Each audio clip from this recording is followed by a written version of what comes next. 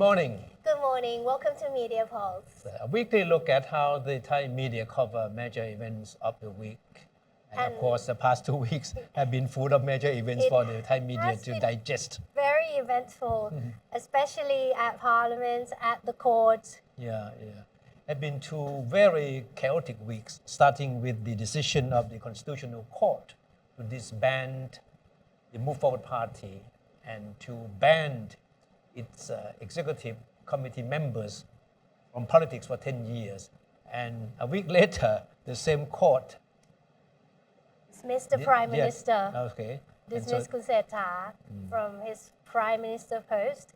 And then on Friday, a Parliament voted for a new Prime Minister. Okay, first of all, let's see how the Thai media look at this situation, judging from the headlines. Right?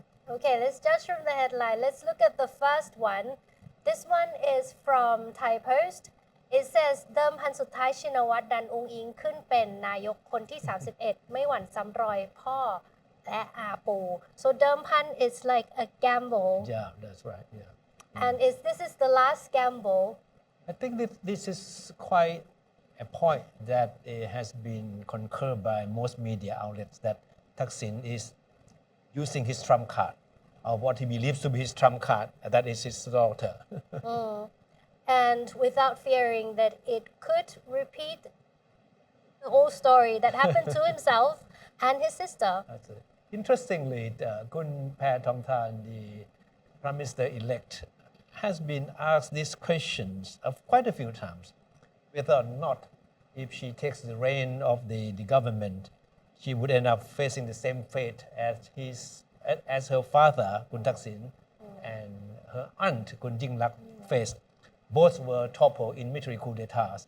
Of course, she refused to be drawn into predicting whether or not she would meet the same fate or not. Okay, we have another headline from Now. This one is based on an interview with Kun Thop Walawut. And he says ทักษิณไม่ได้ครอบงำเข้าบ้านจันทร์สองล่าแค่ไปอัปเดตการเมือง So basically he says that Thaksin is not dominating politics, but the coalition just went to his house just to talk about politics, like just an update. But if you read all the reports about that meeting at Thaksin residence carefully, it's very clear that the media don't buy Kun Walawut's claim that there was nothing more than just a courtesy call, right? No. But in fact, the Thai media see the whole affair as an exercise of Kun Thaksin's influence over Thai politics this day. The fact that he was able to summon executive leaders and key figures of all the major parties to his residence in such a short notice, it only goes to show how influential he still is. Right? It does imply a political meaning, basically. But anyhow, we have a designated prime minister now. And on Friday, after the parliament vote, Kun Paetongtarn posted a picture, a very interesting picture.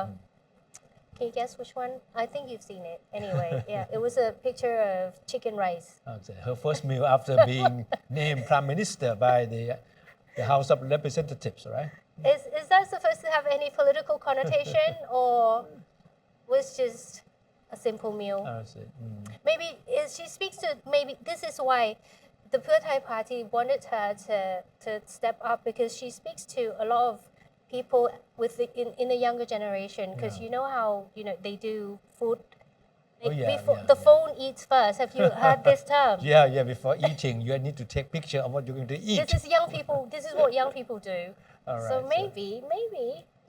Of course, I think what is particularly interesting is how the Thai media see the sudden rise of Kun Paetongtarn through comments that they get from political analysts and critics. And I think one point that many critics seem to agree on is that Kun Thaksin is taking a great risk in having his daughter take up the country's top executive post at this very important political juncture. Some critics who are not very kind to Kun Thaksin see the decision by Kun Thaksin, and of course with the endorsement from his former wife Kun Patchimanon, as being very cruel. And they describe Thaksin and Kun Patchimanon as being cruel-hearted by pushing Paetongtarn into the limelight at this moment. They said, especially Kun Thaksin should know too well that what problems his daughter is going to face as prime minister in the current political environment, and not to mention the economic crisis the country is facing. And these critics recall that Paetongtarn's mother, Kun Patchimanon, initially had been very reluctant to allow her daughter to succeed Sethar Thavisin as prime minister, out of fear that she would be exposed to all the cruelties in the political world. But in the end, she relented at the last minute. So is it a risk worth taking? But they see this as a calculated risk, believing that Paetongtarn will represent the party as a young leader and take charge into the next general elections. Okay, but before we go to the next general election, in 3 years, there are so many pressing issues that she needs to face when she becomes prime minister. So digital wallet, land bridge, what else? Of Balancing the power within the party That's itself. right, that's right. Entertainment complex. Yeah, that's right. The land bridge project, whether or not she will continue to sell the idea like her predecessor Kun Sethar did. And digital wallet. She's sort of not confirming or indicating that they're going to go full scale with the original plan at this point. And we were talking earlier about why Kun Paetongtarn is needed at this moment to lead the party and the government, talking about how the party is also having an eye on the next election, right? Because the other ministerial candidate, Kun Thaksin, even though he has more experience and could be even more qualified than Paetongtarn to take the reign of the government, but he is seen by critics, not to be the right choice at this political juncture, because the party, they believe, need a more youthful leader and to attract young voters in the next general election. And that's why the timing is a crucial factor, that even though Paetongtarn may not be ready at this very moment, but the party, Thaksin anyway, especially, believes that if not now, when? Yeah, ready or not, here's the opportunity. And of course, like you said, she was going to be competing with the opposition party, whose main supporter base are younger generations as well. Yeah. Okay, but there are also very critical views of Kun Paetongtarn's rise to the top post. And this view came from one of the most outspoken critics of the Thaksin and the Shinawatra family critics. And that is none other than Kun Jatuporn Phongpan, right? He's a former leader of the red shirt movement, and is now considered to be one of the most outspoken critics of Thaksin and Pheu Thai party. Jatuporn, very interestingly, he's now a very popular guest at all the talk shows, interviews. And Kun Jatuporn was once Thaksin's, we can describe him back then as Kun Thaksin political henchman. But he was heartbroken. Yeah, but heartbroken, and now has turned his back on his former boss. Yeah. Jatuporn, the reason he turned his back on Thaksin because he believes that Thaksin has betrayed the red shirt movement, which the former prime minister treated only as a handy political tool. And Kun Jatuporn believes that as prime minister, Paetongtarn is very likely to trigger a new round of political conflicts. So what makes him think so? Because as someone who was once close to the Shinawatra family, Jatuporn said Paetongtarn has problems with her temperament. Oh. He said Paetongtarn is often quick on the trigger in her response to criticisms. And Jatuporn believed that things could get worse if her father, Hun Thaksin, tries to come to her defense. Oh. Well, people from the coalition seems to be thinking the opposite because whether it's Kun Warawut, Kun Phumtham, Kun Anutin all came out and talk about this in the press. Like they all gave interviews, and one of the pressing issues that people ask is whether or not she's too young. And all of them just said age is not the matter, it's the experience. And the experience that they refer to basically is the experience that Kun Paetongtarn has been following her father footstep. And she's been following her father around, making speeches, visiting people on the outskirts of Bangkok, around the country. So that's what's called political experience. I'm not sure if that's... No, but her critics insist that she has never really done any real executive work. Yeah. I mean, she's 37 and she has spent most of her time running business, her family businesses, but not, of course, not very prominent role in all this management work.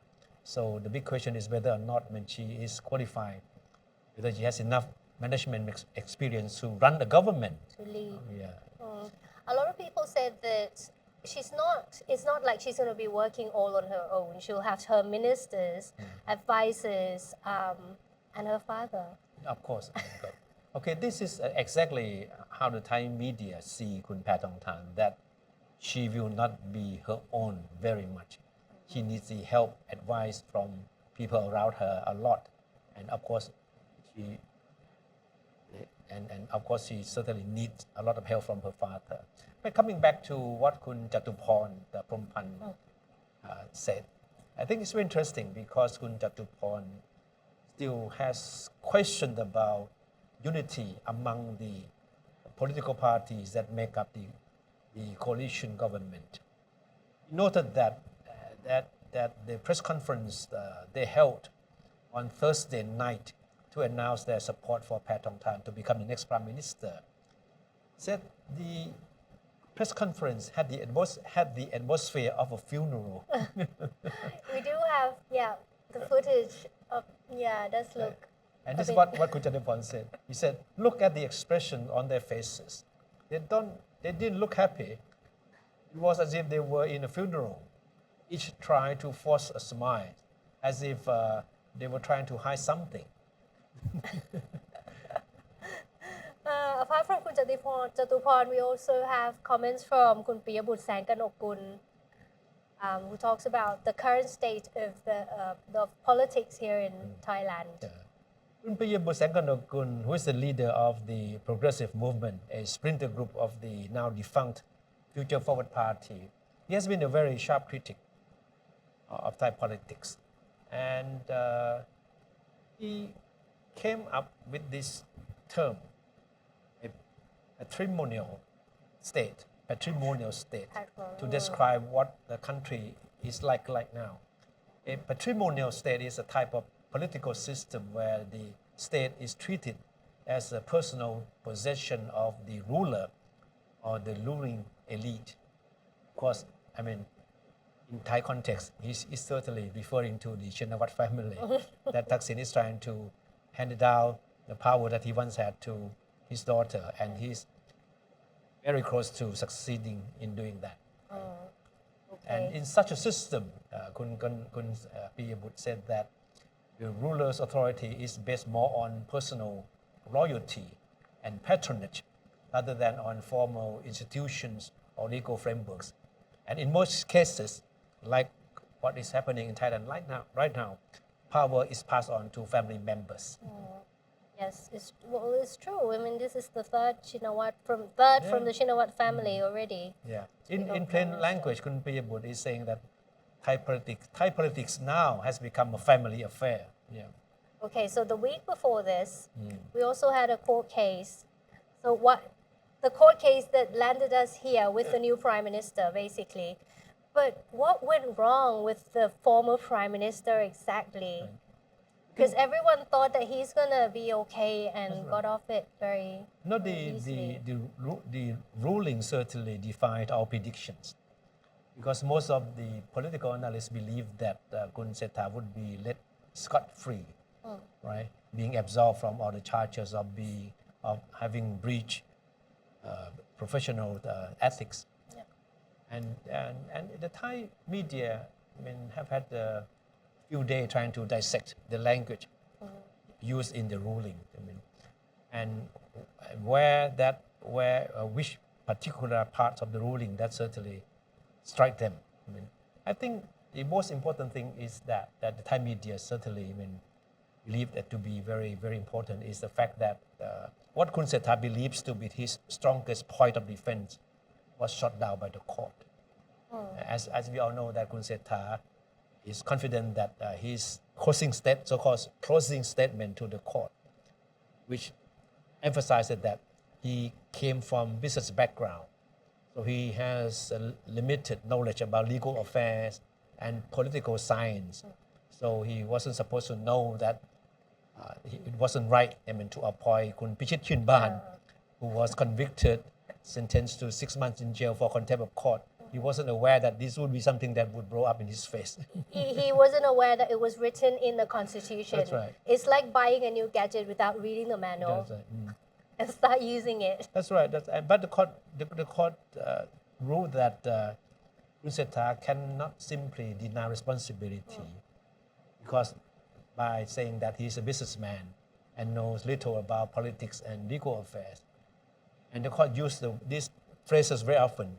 He knew and he should have, or she should have known, because what happened to Kun Pichit is a public record. And you don't need to be a legal expert or a seasoned politician to distinguish the good and the bad characters. So the court, I mean, came to the conclusion that Kun Sethar cannot deny responsibility for the appointment of Kun Pichit, someone with a very open, tainted record to be a member of the cabinet. Kun Sethar seems fine though, because on Friday, yesterday, he was at Voice Space in support of Kun Paetongtarn as well. And then reporters went up to him and asked him how he feels. Like they were trying to get his feeling, and he basically says, today, I'm just a normal citizen. That's all he says. Okay, it's difficult to get him to say something these days now. Of course, he was visibly hurt by the court ruling, the language of the court ruling. And in his news conference right after the court ruling, he said he is willing to accept the ruling, but what hurt him the most is being branded as someone who doesn't have professional ethics. What now? We have a new prime minister, which is waiting for royal ascension, waiting for a new cabinet. And what now? What now this month? This month has got another person who's got a good news waiting. All right, Kun Thaksin will be a free man, a completely free man. At the end of the month. With being given the so-called certificate of innocence, meaning that he is now free from all legal entanglements that held him back for years, right? So this time around, so he's expected to play a more prominent role in politics, at least in helping his daughter, I mean, survive all these difficulties that she will be facing. And of course, I mean, what will be the main focus of the Thai media from this point on will be how Paetongtarn will manage to strike the balance among all these parties within the coalition government. Horse trading, the bargaining of the portfolios in the cabinet will be the first challenge she'll be facing. And let's see how she will handle this challenge. Well, one thing I have a question, basically. Kun Anutin sort of insisted that he will not work with a prime minister candidate who supports the amendment of Article 112, basically. Now, Kun Thaksin, remember, he has a case, Mm. a 112 case actually, still waiting. Yeah. Okay, that is So another that is interesting quite episode doubtful. that wait to happen. And but Kun Anutin can say anything about not wanting to associate with anyone advocating an amendment of Article 112, but Kun Thaksin must be an exception to him. I'm sure. There'll be a lot more exceptions they in need Thai each other politics. Yeah. very badly. Yeah, that's true. Anyway, so we'll bring you the latest with analysis and as well. We'll help you make sense of Thai politics every Saturday morning. The program's a bit short this week because we're out of time basically, but we will come back and see you next Saturday. Thank you. Thank you for watching. See you in the next one.